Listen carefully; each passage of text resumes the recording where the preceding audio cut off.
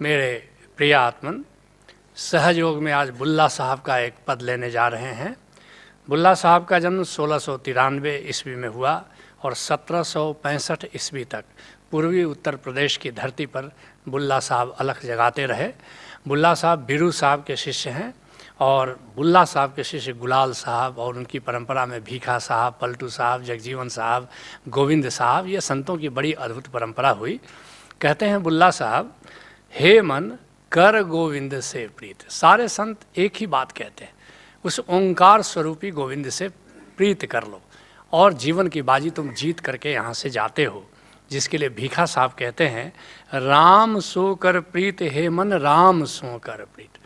उस राम से, उस निर्गुण राम से, उस ओंकार स्वरूपी राम से प्रीत कर लो और राम बिना कोई काम ना आवे। बाकी जो भी इस जगत में तुम उपार्जन करते हो, धन करते हो कि पद करते हो कि प्रतिष्ठा करते हो, जीवन की अंतिम बेला में कुछ भी काम नहीं आता। राम को जो तुमने जाना, राम से जो प्रीत किया, राम का धन जो तुमने अर्जित किया, बस यही अंत में काम आता है। उस राम के सिमरन में तुम आनंदित यहाँ से विदा हो जाते हो, जीवन की बाजी जीत करके जाते हो। राम बिना कोई काम न आवे, अंत ढहो जिम भीत।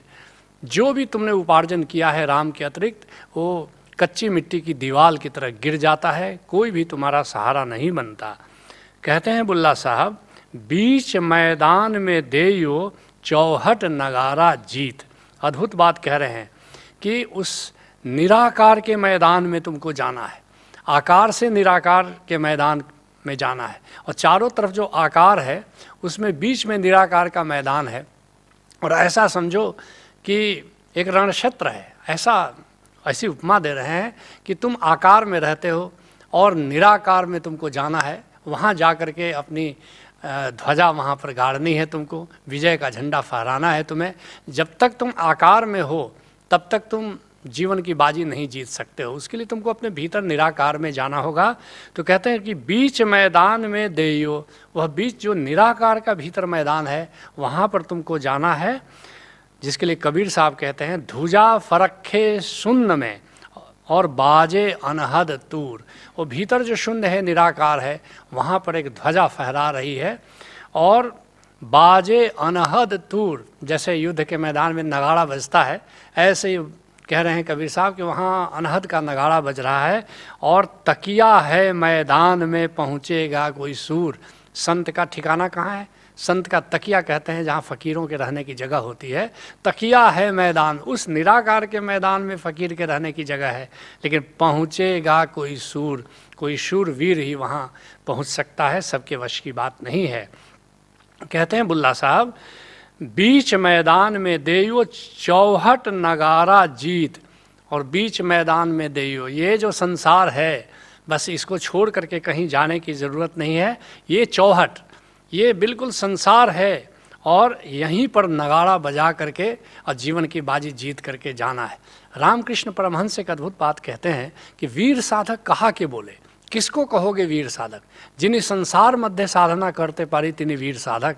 जो संसार के बीच में रह करके साधना करता है वही वीर साधक है। उसी की ओर इशारा करते हैं बुल्ला साहब कि कहीं भागने की कोई ज़रूरत नहीं है, बस बीच मैदान में चौहट है जो संसार है, बस यहीं पर नगाड़ा बजा करके जीवन की बाजी जीत करके जाओ। जिसके लिए कबीर साहब कहते हैं, कबीर का घोड़ा प्रेम का और चेतन चढ़ असवार। प्रेम पूर्वक जाना होगा, प्रेम को घोड़ा बना लेना होगा और उस पर चैतन्य की असवारी कर लेनी होगी। चैतन्य जैसे घोड़ा पर सवार हो जाए और ज्ञान खड़ग लय काल सिर भली मचाई मार। और ज्ञान का खड़ग लेकर के और उसके बाद काल के सिर पर चोट दो, तब जीवन की बाजी देखो कैसे जीत करके यहाँ से जाते हो।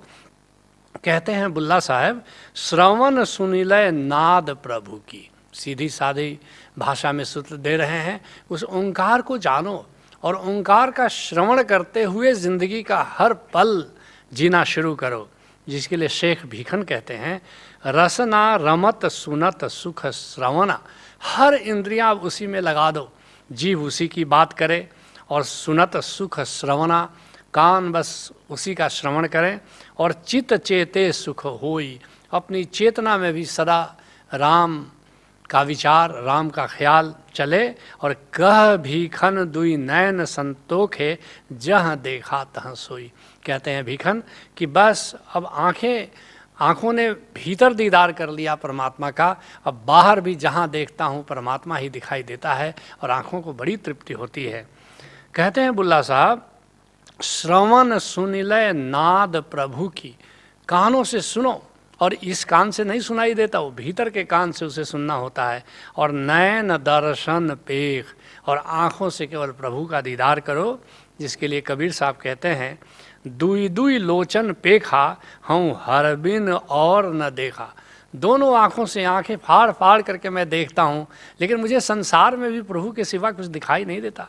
मुझे वृक्ष नहीं दिखाई देता, मुझे तो परमात्मा ही दिखाई देता है। मुझे पशु पंछी मनुष्य दिखाई नहीं देते, मुझे तो सब में परमात्मा ही दिखाई देता है।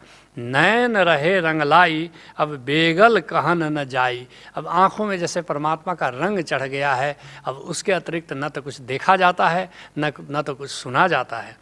कहते हैं बुल्ला साहब, अचल अमर अलेख प्रभु जी देखहूँ कोई भेख। कहते हैं कि परमात्मा तो अचल है, अमर है, अलेख है, लेकिन देखहूँ को भेख, उसको किसी डायमेंशन में तुम अनुभव कर लो। तुम नाद के रूप में अनुभव करो, चलेगा। तुम नूर के रूप में अनुभव करो, वह भी ठीक है। तुम अमृत के रूप में, आनंद के रूप में, प्रेम के रूप में, दिव्य स्पर्श के रूप में, दिव्य ऊर्जा के रूप में, दिव्य खुमारी के रूप में, किसी भी रूप में तुम परमात्मा का अनुभव कर लो और उसी अनुभव में जीना शुरू करो, जीवन की बाजी जीत जाते हो। जिसके लिए बिहार के दरिया साहब कहते हैं, अबरिक बार बकस मेरे साहब तुम ही लायक सब जोग हो। कहते हे गोविंद, इस बार मुझ पर कृपा करो, मुझे इस बार दीदार करा दो। सब संयोग जुट गया है, सद्गुरु भी मिल गया है, साधकों का संग भी मिल गया है, बस इस बार हम नहीं चूकें। अमृत फल मुख चाखन दिहु सेज सुगंध सुहाई हो। कहते हैं कि अमृत फल मुझे खाने को दो। अमृत फल क्या है?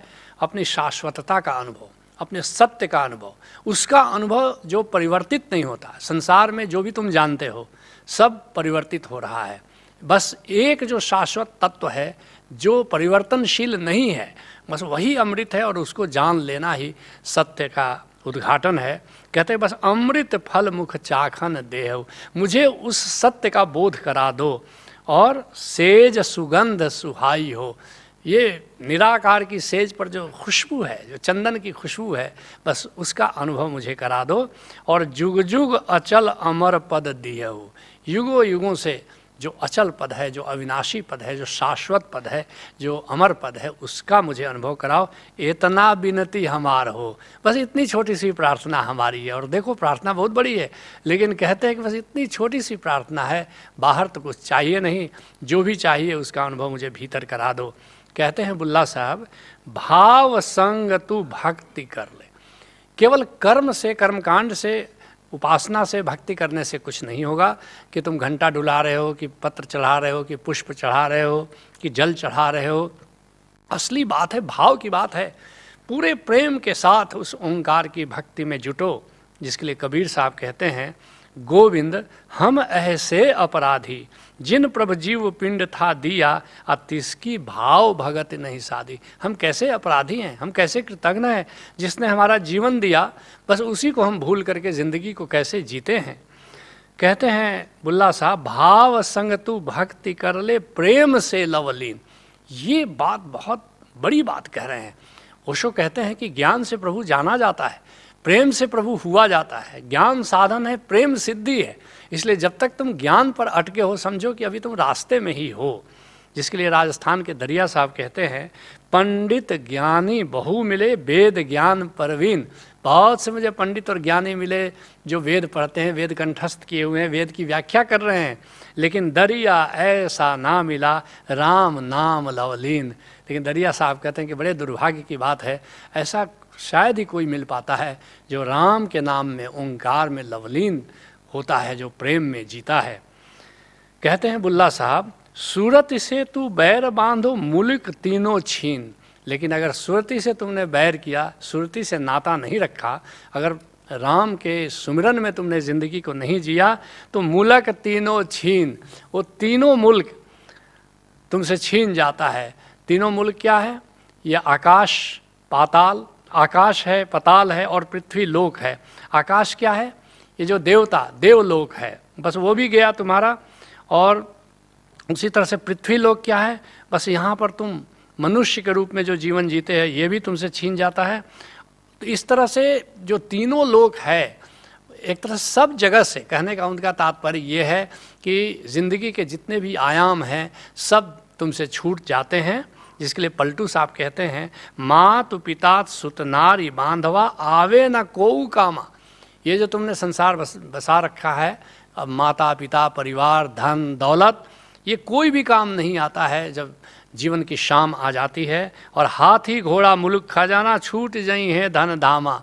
ये उस ज़माने में लोग हाथी घोड़ा आदि रखते थे। आजकल कह सकते हो बड़ी कार, बड़ा मकान, बड़ा बैंक बैलेंस, आज की भाषा में कह सकते हो। ये कोई भी काम नहीं आता है जब जीवन की शाम आती है, मृत्यु का शैया पर जब तुम पड़े रहते हो। केवल राम नाम की पूंजी उस समय काम आती है, क्योंकि वह राम के सुमिरन में जब जीते हो तो वह राम ही तुम्हें अमर पद में ले जाता है। कहते हैं बुल्ला साहब, अधम अधीन अजाति बुल्ला नाम से लवलीन। कहते हैं बुल्ला साहब, मेरे को देखो मैं कितना नीच हूँ। मैं तो, बल्कि वो गुलाल साहब के बनिहार का काम करते थे, उनके सेवक थे, बाद में गुलाल साहब उनके शिष्य हो गए।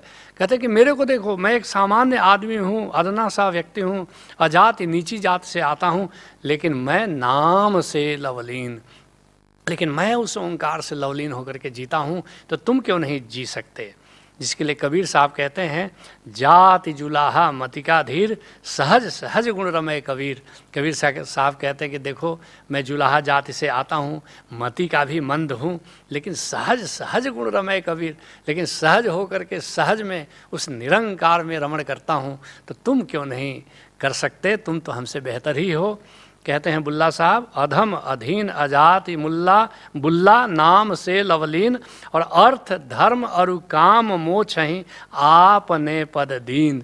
लेकिन गोविंद, वाह रे गोविंद, उसने क्या दिया? सब दे दिया, अर्थ धर्म काम मोक्ष।